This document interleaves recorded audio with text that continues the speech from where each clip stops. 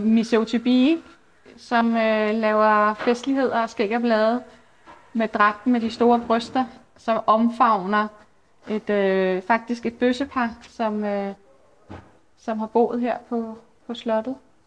De fester hver gang. Det er 2 år siden, ikke? For vores pleje. De er med på den værste. Vi har brug for et mangfoldigt og rummeligt arbejdsmarked, hvis vi skal sikre, at alle, uanset baggrund, har lige muligheder for at arbejde. I et sundhedsvæsen, der ofte mangler arbejdskraft, er det særligt vigtigt, at vi får alle ressourcer i spil. Det er helt afgørende for vores velfærdssamfund, at alle, der kan arbejde, får mulighed for det. Derfor skal sundhedsvæsenet afspejle en inkluderende og mangfoldig kultur, hvor der er plads til alle.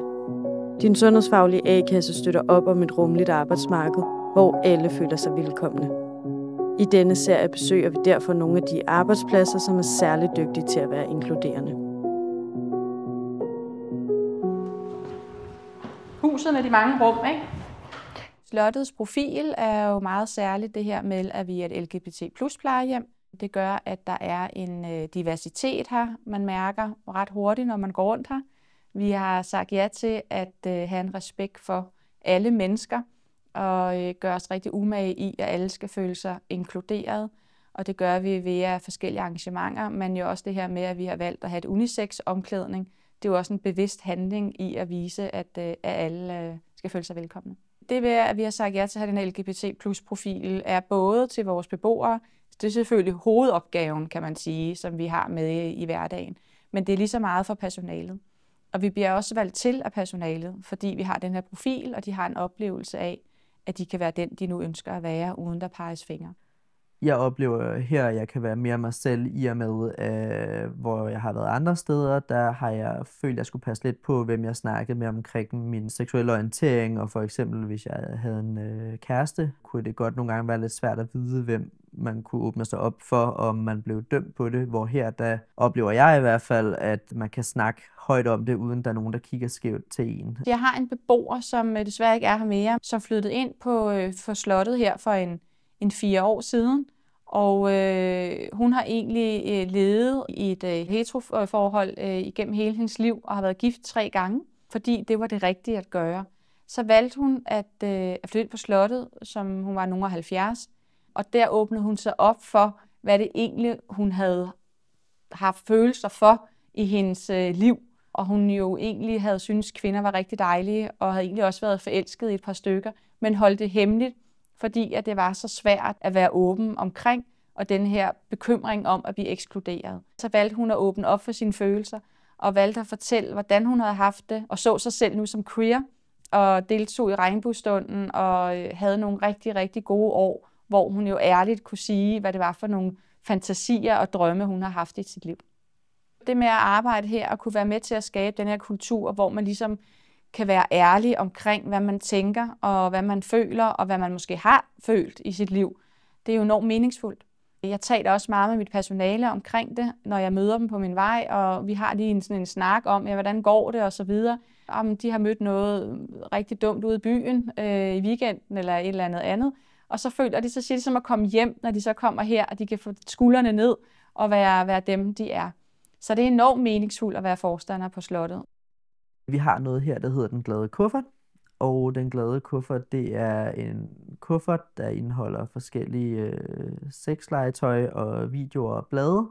Og grunden til, at vi har den her, det er, fordi vi jo netop er åbne omkring det her med seksualitet og kønsidentitet, men vi også er åbne omkring, med, at man skal have muligheden for at have et aktivt sexliv, om det er med sig selv eller med andre.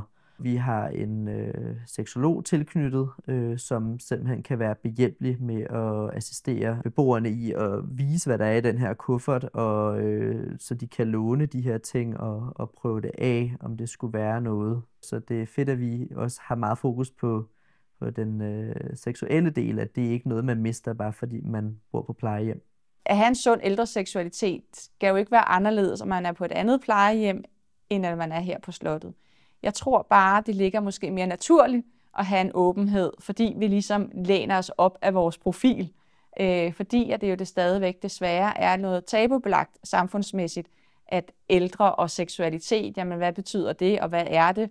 Og for nogen er det noget, man gemmer i skabet, og helst ikke taler om. Men det er nu sådan ikke i virkeligheden. Vores beboere har et behov og lyst og et savn. Jamen herinde i højtidsrummet, der har vi vores ting, vi bruger til Pride-ugen. Noget af det, der er vores parykker. Vi har en masse festlige masker her, som nogle af vores beboere og personaler har på til selve paraden. Og vi har alle vores flag, som vi flager med og giver noget rigtig godt til stemningen. Og her har vi forskellige hatte. Den bedste dag for mig på slottet, det er uge 33, hvor det jo er Pride-uge. Der er der fest på paletten på alle mulige måder. Jamen, fejringen af Pride'en her, den er jo super god, fordi vi ser rigtig mange mennesker, der lever op og synes, det er spændende med vores egen lille Pride her. Hvor vi går parade herinde i Det Gamles By og henter de andre beboere over på de andre plejehjem, som så fortsætter i paraden, hvor der er musik og gang i farverne og underholdning, og det er helt fantastisk. Det er jo en fed følelse at tænke på, at man jo kan give lidt igen til de beboere, der netop har kæmpet meget før i tiden med at stå ved, hvem de var. Det synes jeg, vi er gode til her, netop ved at tilbyde forskellige aktiviteter og netop at holde vores Pride en gang om året, hvor vi ligesom anerkender og omfavner det, der er blevet gjort før i tiden, og vi i dag kan fejre det med kærlighed i stedet for.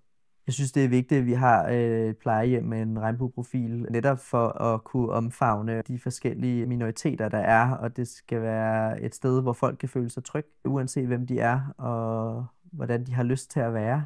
Og det giver noget, at folk de føler sig trygge, for det gør også, at man får et bedre liv, ved ikke at skulle gå og lægge låg på sig selv hele tiden. Jeg tror, det er rigtig vigtigt at have plejehjemmet Slottet, fordi vi ligesom kan være fyrtårn for andre. Mit største drøm jo, at det er sådan på alle plejehjem, og det er det jo også på mange, men jeg har simpelthen behov for at sige, at der er simpelthen brug for, at man er mere åben omkring det her med, at vi de mennesker, vi er, at vi skal fjerne lidt den her norm med, at det er det konservative billede af plejehjem.